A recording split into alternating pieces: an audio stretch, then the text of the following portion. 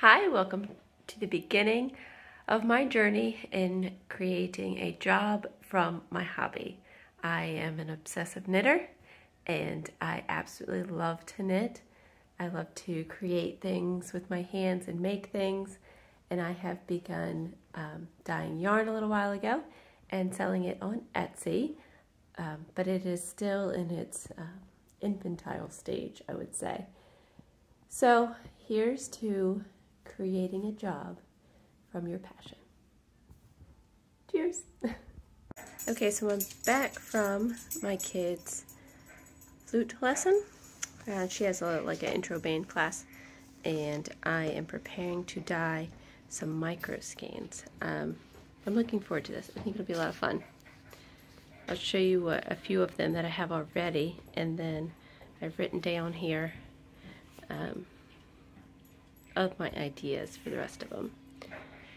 So I'll end up with only 2 sets of 10 micros, which will be 100 grams for the shop, but I'll have a lot of ideas for large skeins as well, I think. So, and if people like these, then I can always order some more micro skeins and dye up some more. So these are some that I have done already. I really like this one with the blue and then the little brown specks in it. Hear my dog jingling around.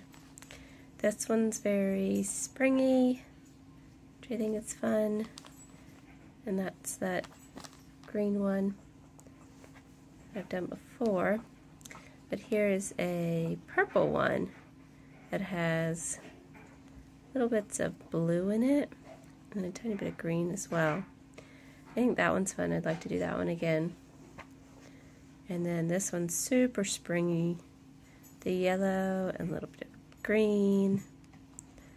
And a little bit of speckles too. So I think I might try to do more of that as well.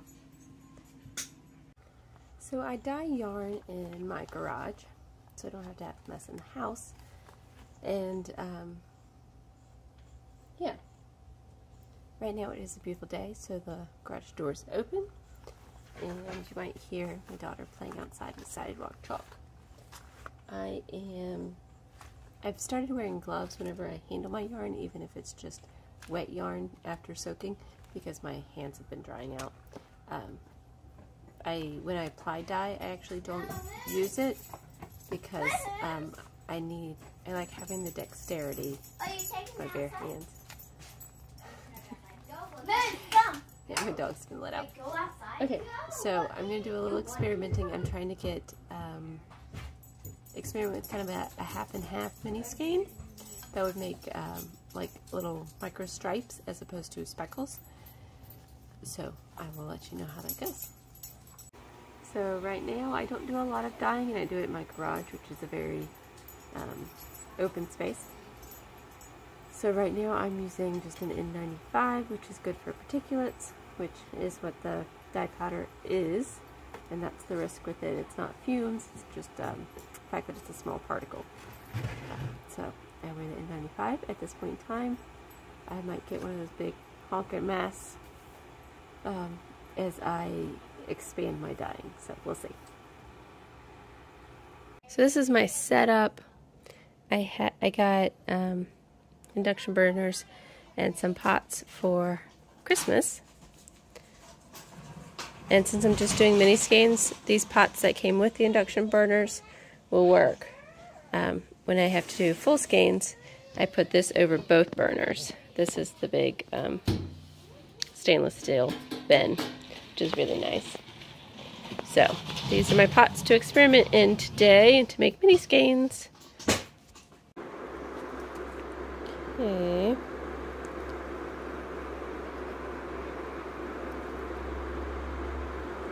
So what I'm curious about is how much it absorbed on the other side and throughout this little skein, which it did a very good job of that.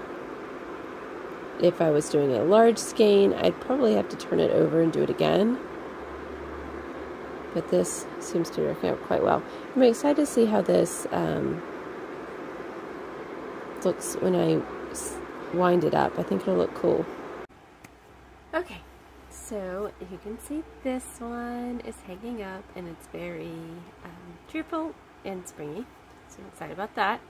And the green has some specks on it, which I really like. I love speckles. If you don't know me already, I love speckles. Yeah, and I'm doing one that's black and like a twilight blue, so I'm excited to see how that turns out. So I've been listening, or inspired by, and watching, is it Taylor Seeking Cozy on here on YouTube. She is the dyer for Fiber for the People, and she has a podcast. I think it's still called Wool Needles Hands Podcast. She's on Instagram as well.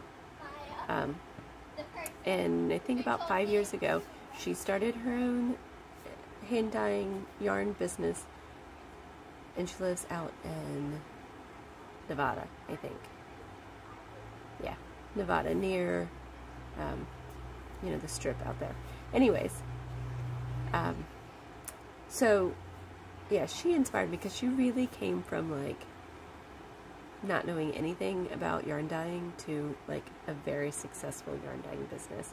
But she's kept it in home, I guess you could say. So I've been watching her and been inspired by her, so thanks, Taylor. I don't think she watches me at this point in time, but maybe one day. Yeah, so if you haven't checked her out, she has some beautiful yarn. It's very bold. She has very bold colors, which is fun. Alright, so this is what I meant by kind of a half and half thing going on. It's going to bleed into each other some. I might get a nice little bit of separation with the white here, but I'm not sure. We'll see as it sets. But so far I'm kind of excited about it. Check out how this one's turning out. I really like it. I like that this faded in and it's not like a super white strip here in the middle. But I like this color combo. I think it's really pretty. So I think it is all set. And you can see how it is.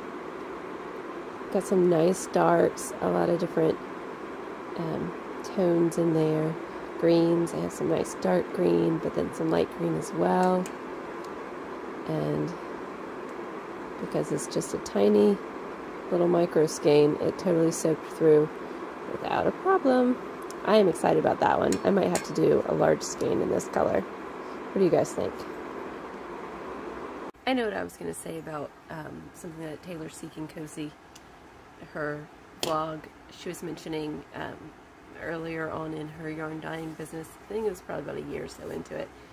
She was talking with someone else, and they were talking about always imagining you can do more in your day than you have the time and energy to do.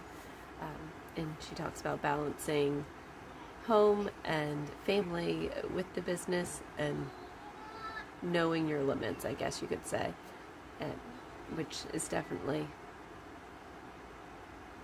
something that you have to really think through and try to balance things. And as a homeschool mom, I know that I can't have a booming giant business and teach my kids full time, because it's a full-time job to teach them. So this is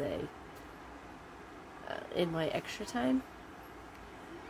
So something has to give. And right now it tends to be more like the dishes and the laundry, which I'm okay with that. I just have to make sure I balance, because there have been days when I've just gotten caught up in the creative process of dyeing yarn, and the kids are really good now because we've been doing it for a long time. They're homeschooling, so they're really good about doing things on their own.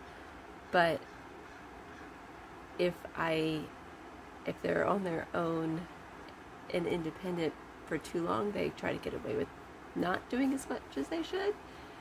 So then, it ends up being more work for me to realize they haven't done all of their math lesson, or everything quite how they should, and then they have to go back and redo things, and I have to do it with them when I'm tired. So I I'm learning the best times of day to dye yarn and to work on my business, and I'm trying to learn the best way to balance the homeschool and my creative outlet here, so wish me luck. I'm having so much fun today dyeing these micro skeins. They dye up a little quicker because they're tiny, and I'm just super enjoying this. I'll grab some. So this one, it's got some orange. It's not quite as bright as what it's showing up on the screen, but it's got orange, and it goes to blues with a little bit of greens in there.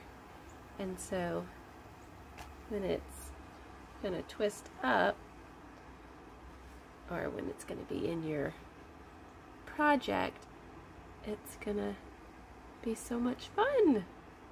I love that. Okay.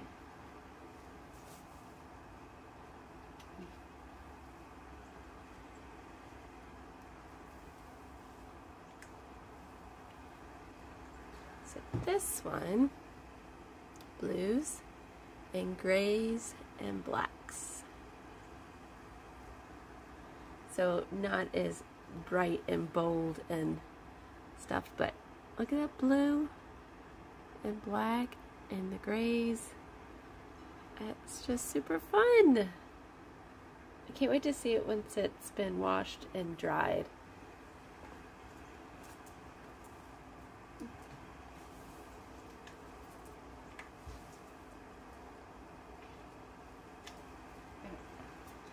I think this one might be my favorite. It's got the green, and then it goes to the blue. And so that combined is just great. I am loving it. So much fun. In case you're wondering, that is a soccer net for my son.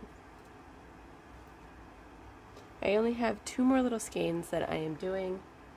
So I am going to dye those up, and then I will wash them and let them dry and twist them up. And I'll show them to you when they're all done. My battery's about to die in my phone here. So I just picked up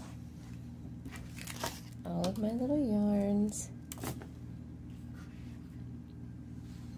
that I dyed yesterday.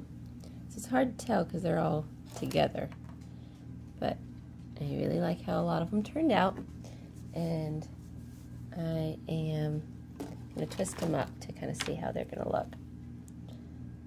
So I think this is one of my favorites.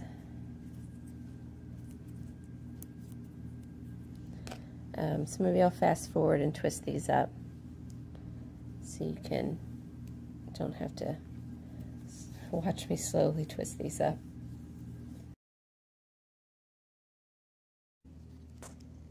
Check these out. Don't they look so great? I am super excited about them.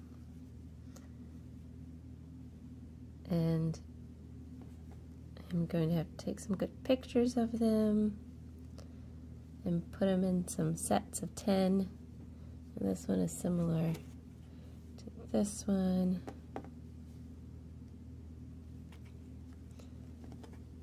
This reminds me of like sherbet. This is inspired by Starry Nights, Van Gogh's painting.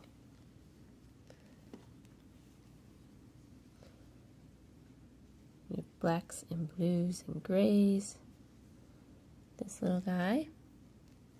And this one turned out fun. It's a very yellowy green all over with green specks. And this one's really just like a boysenberry with some speckles in it. But I'm happy how they turned out, and I need to take like a vote from you guys about what I should make into large skeins. I'm definitely thinking this one. I really like the blues and the greens together. And I think that a large skein of that would be really pretty. This one's super fun too. And I think that this one would go well with a lot of different things. Hey Asher, I'm talking about my mini skeins here. Oh. But let me know what you guys think I should make into big skeins.